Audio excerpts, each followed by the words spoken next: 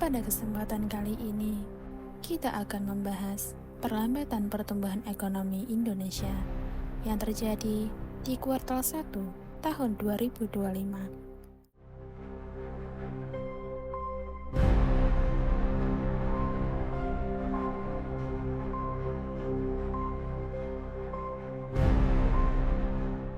Pertumbuhan ekonomi tercatat sebesar 4,87% secara tahunan, menurun dari 5,11% pada periode yang sama tahun lalu.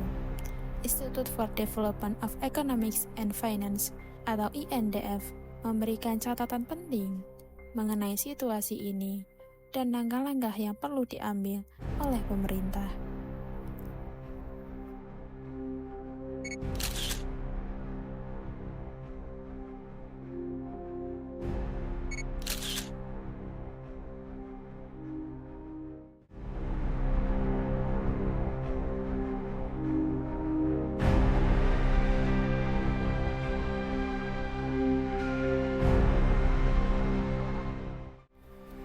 INDF mengingatkan bahwa Indonesia sangat rentan terhadap perlambatan pertumbuhan ekonomi global yang diperkirakan hanya 2,8% untuk tahun 2025.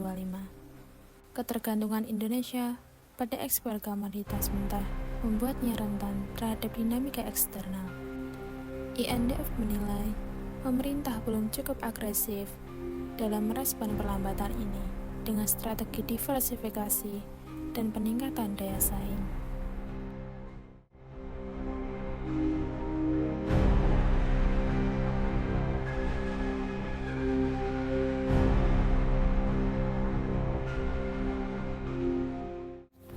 Volatilitas harga komoditas menciptakan resiko dual shock bagi Indonesia. Di satu sisi, ada peningkatan pendapatan dari lonjakan harga batu bara dan minyak mentah.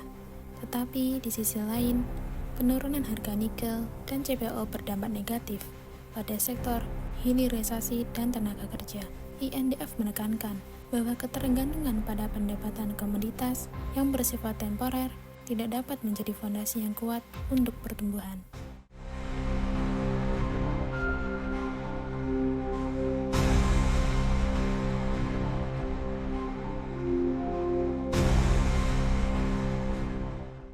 Pertumbuhan ekonomi yang hanya 4,87% menjadi alarm bagi Indonesia. INDF menegaskan bahwa pelemahan ini bukan hanya akibat dinamika global, tetapi juga kegagalan domestik dalam melakukan transformasi struktural, ketidakefisienan belanja fiskal, dan stagnasi investasi swasta menjadi faktor utama.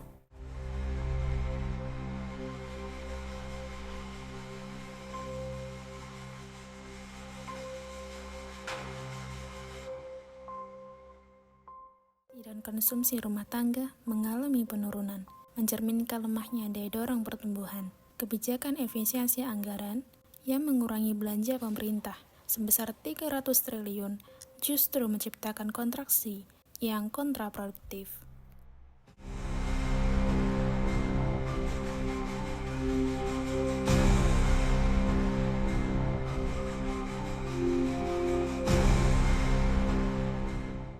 Sektor pertanian yang berbasis musiman tidak cukup untuk menutupi stagnasi di sektor manufaktur dan pertambangan.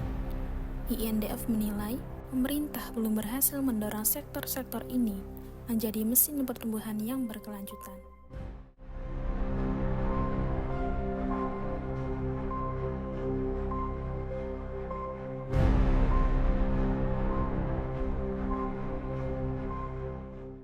Suku bunga tinggi dan kebijakan efisiensi anggaran menyebabkan likuiditas perekonomian menyusut.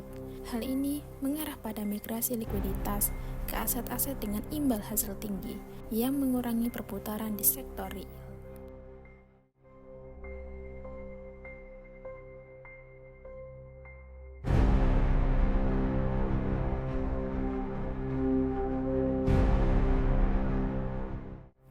Pertumbuhan kredit yang menurun mencerminkan melemahnya dukungan sektor keuangan bagi aktivitas sektor real.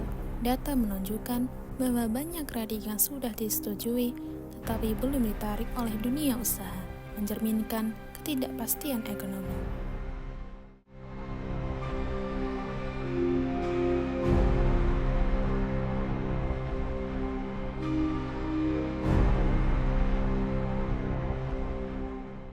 INDF menekankan pentingnya kombinasi kebijakan yang optimal untuk memanfaatkan potensi domestik.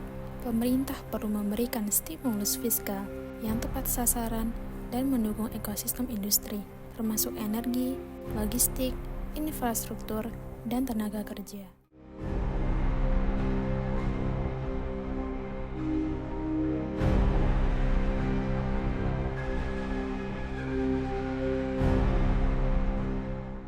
Demikianlah pembahasan mengenai perlambatan pertumbuhan ekonomi Indonesia dan rekomendasi dari INDF.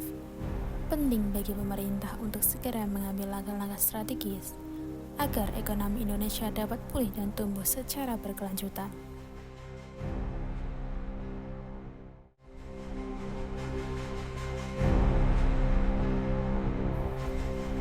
Terima kasih telah menyimak.